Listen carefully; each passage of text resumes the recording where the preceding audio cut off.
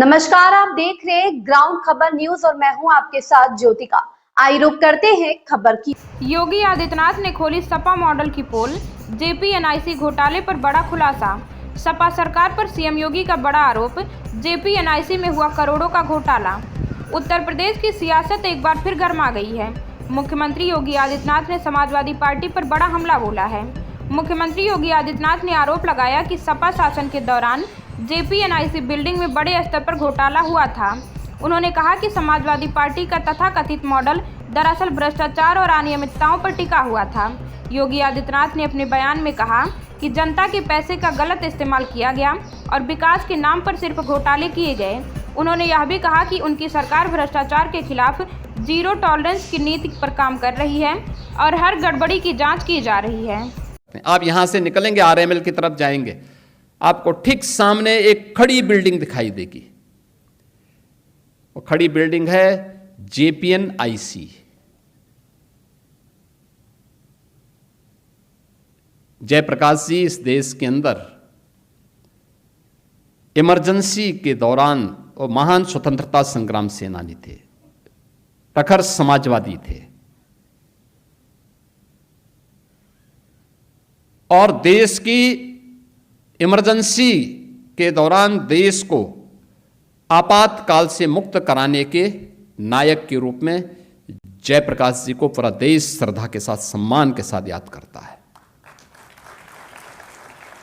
जयप्रकाश जी के नाम पे वो बिल्डिंग दिखाई देती है। उसका एस्टिमेट कितना था मालूम आपको? बनाने के लिए जब पूरी कोई भी प्रक्रिया, कोई भी भवन बनाया जाता, उसकी प्रक्रिया के लिए तो उसको डिटेल प्रोजेक्ट रिपोर्ट कहते हैं, डीपीआर, विस्तृत परियोजना रिपोर्ट। उसकी विस्तृत परियोजना रिपोर्ट और वो चीजें तय होती हैं कि अब इसके बाद इसमें कोई भी रेट बढ़ेगा नहीं, कोई भी एस्टिमेट अब इसमें रिवाइज नहीं होगा, क्योंकि उसमें विशेषज्ञों के द्वारा एक पूरी एक व्यवस्था बनाई जाती है। डीपीआर था उसका 200 करोड़ का। कितना खर्च हुआ?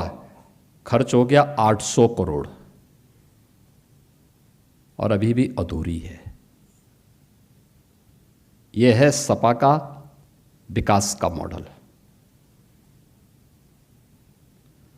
200 करोड़ के प्रोजेक्ट में 800 करोड़ खर्च हो गए।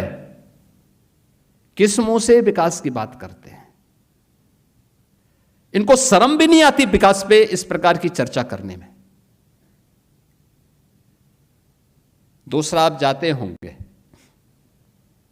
यहां से आरएमएल की तरफ जाएंगे, आपको बीच में एक नदी दिखाई देती है, गोमती नदी है। गोमती नदी में एक रिवर फ्रंट की कार्रवाई प्रारंभ हुई थी। डीपीआर कितने का था? 300 करोड़ का। खर्च कितना हो गया? 1400 करोड़ खर्च हो गया और 17 में भी अधूरा। ये जो पैसा खजाने से खर्च हो रहा था, क्या किसी मुख्यमंत्री या किसी मंत्री के खानदान ने पैसा जमा करके तब उससे खर्च कर रहा था क्या? ये प्रदेश के खजाने में, प्रदेश की जनता की जेब पर, उसकी गाड़ी कमाई पर डकैती है ये डकैती। और ये डकैती सत्र के पहले लगातार पड़ती थी। तबाह यहां का पब्लिक होता था, अभाव में उमरता था, किसान आत्महत्या करता था। प्रदेश के नौजवानों के सामने पहचान का संकट खड़ा होता था। कोई नियुक्ति की प्रक्रिया निकलती थी, एक परिवार के लोग वसूली में निकल पड़ते थे और किसी भी नौजवान को मैं देख रहा था, यहां पे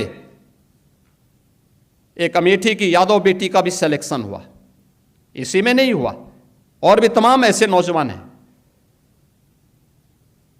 और मैं गारंटी के साथ कह रहा हूं, उस अमेठी की बेटी का सिलेक्शन 17 के पहले कभी नहीं होता, क्योंकि उसके पिता पैसा नहीं दे सकते थे नियुक्ति के लिए। कोई भी माँ बाप पैसा पढ़ाई के लिए दे सकता है, लेकिन उसके बच्चे की नौकरी लगनी है, अनैतिक तरीके से पैसा क्यों देगा? और देना भी नहीं चाहिए। मैं बार बार इस बात को कहता हूं, और इसीलिए हमने हर भर्ती बोर्ड और आयोग से इस बारे में बहुत स्पष्टता के साथ कहा है कि अगर कहीं भी किसी भी स्तर पर इस प्रकार की शिकायत आएगी तो वह कार्रवाई करूंगा कि वो नजीर बन जाएगी। और हम लोग इसीलिए बड़ी कार्रवाई करते हैं। अगर बड़ा काम करते हैं तो कार्रवाई भी बड़ी करते हैं, और वह बड़ी कार्रवाई इसलिए जिससे उत्तर प्रदेश की पहचान के साथ किसी प्रकार का संकट न खड़ा हो, और वही हमारी पहचान भी है, और उसी पहचान की दृष्टि से आज हम सब आपके बीच में हैं। इस खबर में बस इतना ही। बने रहिए ग्राउंड खबर न्यूज के साथ।